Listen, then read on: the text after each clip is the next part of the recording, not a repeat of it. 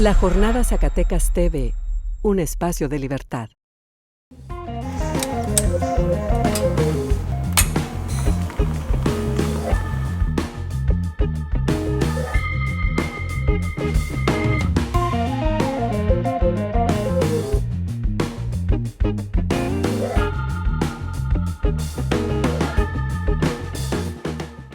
Esta es la primera columna del péndulo que publicamos en la Jornada Zacatecas del año 2024. Hoy quiero dedicar esta columna a comentar los temas más importantes que se están abordando en el debate democrático en todo el país, previo a las elecciones que se celebrarán el primer fin de semana de junio de este año. Vamos a discutir a fondo algunas de las posiciones que está planteando la oposición y que son muy importantes para abordar desde puntos de vista distintos. Un primer tema es el que señala que la democracia en México está en peligro, que algo que nos costó mucho a los mexicanos está en peligro y que es necesario defender esa democracia de su enemigo principal, que es el presidente López Obrador. No hay mentira más grande que esa. Los opositores principales de hoy nunca participaron en la lucha por la democracia allá en los 70s, 80s, cuando el partido del Estado, el PRI, dominaba todos los cargos en todos los niveles políticos de México.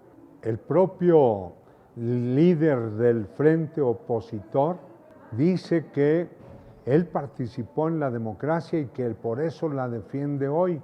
No es cierto. La democracia en México es producto de las luchas de las izquierdas desde los años 70, cuando no teníamos derecho a participar en las elecciones. Logramos el registro en el 78, en los 80s logramos que el Instituto Nacional Electoral, que se llama así hoy, antes fue el Instituto Federal Electoral, naciera, y después en el 96 que lograra su plena autonomía.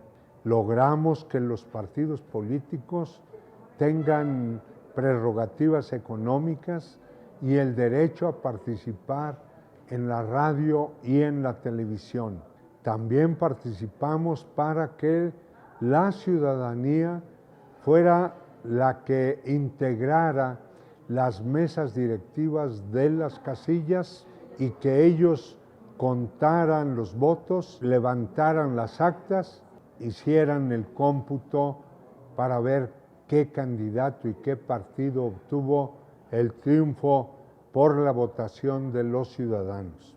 La democracia en México no está en riesgo porque el presidente de la República desee transformar el Poder Judicial Federal por medio de una gran reforma que tendría que aprobar el Poder Legislativo por 2/3 partes de sus integrantes. El presidente dice que el Poder Judicial está plagado de corrupción y complicidades y que es necesario refrescar ese poder que hoy está lleno de parientes de los mismos que hoy estamos criticando.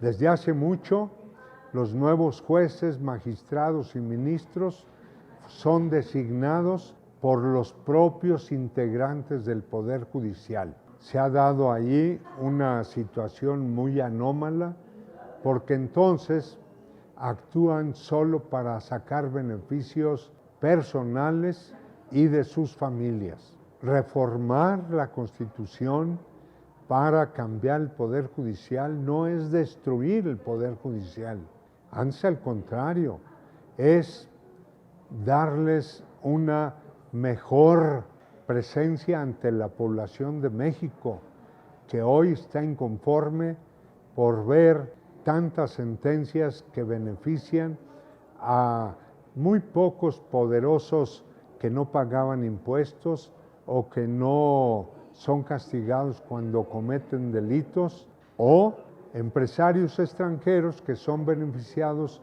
ante cualquier polémica con los empresarios, con las instituciones del Estado mexicano como Pemex y la Comisión Federal de Electricidad. Esa es una parte del debate. Otra parte del debate, que el presidente considera que hay un grupo de organismos autónomos como el INAI o la Comisión Reguladora de Energía que no tienen razón de ser, porque solo están para oponerse a que las empresas públicas tengan un mayor protagonismo en nuestro país. En los últimos 20 años, estas instituciones públicas del Estado mexicano y del pueblo de México fueron casi destruidas, desmanteladas. La Comisión Federal de Electricidad y Pemex se están recuperando hoy, le están dando un buen servicio al pueblo de México, y esos organismos autónomos, dice el presidente, no tienen razón de ser. Si una persona desea obtener una información del gobierno, que lo pida al gobierno y éste debe estar obligado a responder. No se necesita ningún intermediario, que eso es lo que hace el INAI. En fin, pero eso no lo puede hacer el presidente, lo puede hacer solo el Poder Legislativo. Y el Poder Legislativo va a ser electo en junio de este año, de manera que no hay nada ahí de destrucción de las instituciones de la República, como dice la oposición. Otro tema que la oposición pone por delante es que la inseguridad está como nunca, dicen ellos.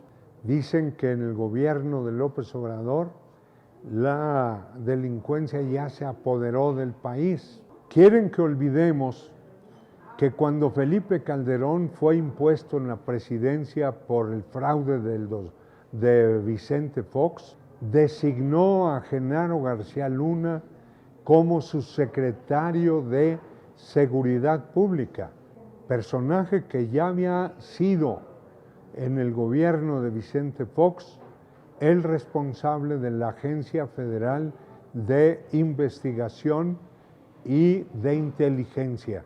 Genaro García Luna hoy está preso en un penal de Nueva York porque un jurado ciudadano lo declaró culpable de ser cómplice de los grupos criminales narcotraficantes que operaban en México. Fue acusado de que durante su dominio de ese cargo tan importante, él era teóricamente el encargado de combatir por medio de la guerra que declaró Calderón al crimen organizado. El combate ese, qué casualidad, les permitió incrementar el territorio donde actuaban, ser más poderosos, con armas de mayor calibre importadas de Estados Unidos, y le permitió empezar a hacer lavado de dinero al por mayor. Los cárteles de la droga y el delito de homicidio doloso aumentaron como nunca desde el 2006 a fines del 2018 durante los gobiernos de Calderón y de Peña. El nivel de corrupción en ese gobierno es el responsable de que se haya desbocado la violencia y la inseguridad en nuestro país. A partir de que empezó el gobierno de López Obrador, se empezó a construir la Guardia Nacional y se reformó la Constitución para que el Ejército y la Marina colaboraran en las tareas de seguridad. Hoy ya la curva de ascenso del crimen de homicidio calificado ya va bajando y parece que vamos en el buen camino. No hay que admitir que lleguen los que en lugar de combatir a los criminales se volvieron sus cómplices. Ese es el gran tema. Y por último, está el tema de la salud. La oposición quiere que olvidemos que el sistema de salud mexicano estuvo desmantelándose desde Salinas de Gortari. En el 18 México ya no producía ni vacunas, menos los medicamentos que requiere la población. Los hospitales estaban ya sin prestar servicios de calidad porque todo lo subrogaban. El presidente López Obrador, desde el primer día que asumió la presidencia, visitó 80 hospitales que estaban abandonados o a medio construir en todo el país. Lamentablemente, a principios del 2020 llegó la pandemia del COVID-19.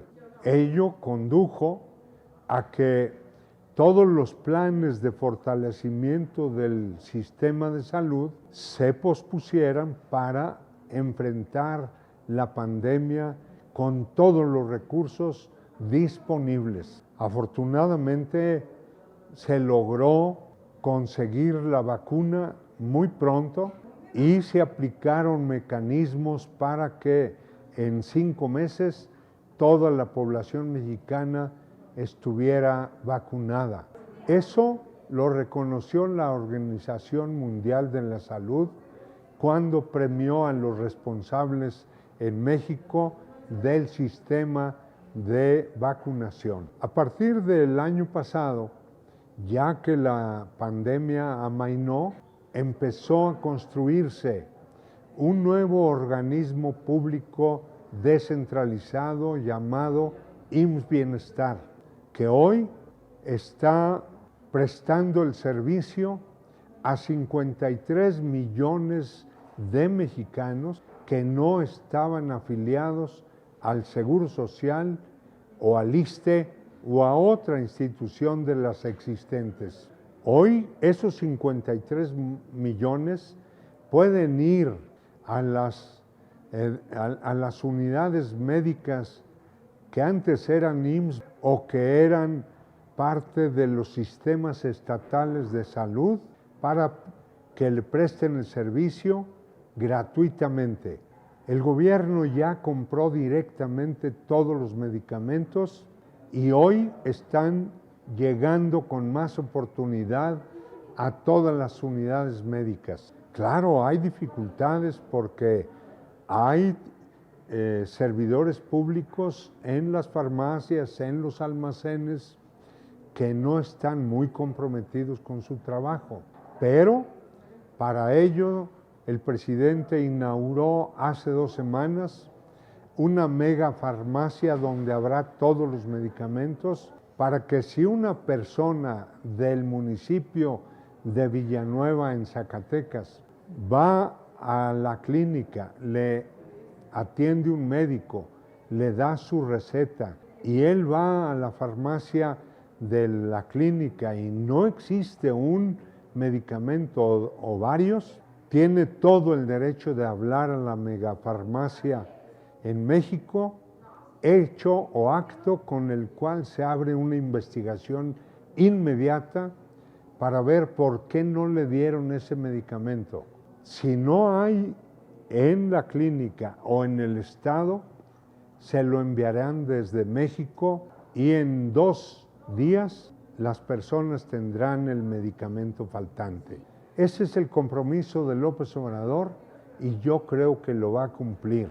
Todo esto son elementos para entrar al debate político. porque la oposición pretende que por la vía de los medios de comunicación y los comentaristas se engañe a la gente para que voten por sus candidatos.